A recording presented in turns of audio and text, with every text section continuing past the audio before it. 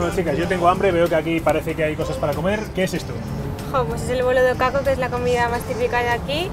Y... Bueno, que el bolo es el pan, simplemente. Sí. Y le puedes meter chorizo, bacon o salchichas. Queso. ¿Qué me recomendáis? Solo. A mí, pan de allo. mi preferido es el de mantequilla con queso. Este es tradicional, de los tiempos de mis abuelos. Pues vamos a pedir 2 de mantequilla con queso y 1 de bacon con queso. Puede ser. Ojo, cuánto bacon. Si no comiera ahorita todo puede quedar para más tarde, que está calientico, muy bueno. ¿Te digo? Es bueno. Toma. Muy bueno. No, porque si no hablo nada, que habla que está comiendo. Muy bueno. Claro que Muito bom, sí. muito bom.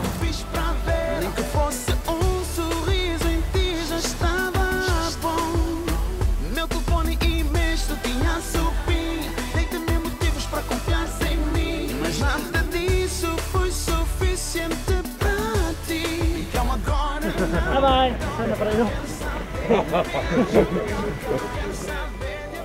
Bueno, chicas, ¿dónde estamos ahora? Pues estamos en los Carreiros de Monte, que es una atracción ahora turística. Antiguamente eran las personas ricas las que se montaban para bajar a Funchal, y vamos a probar nosotros a ver qué tal.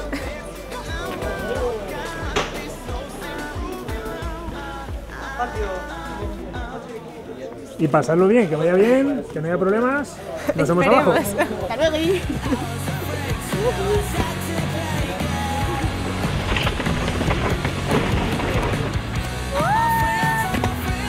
Un poquito de frío, ¿eh?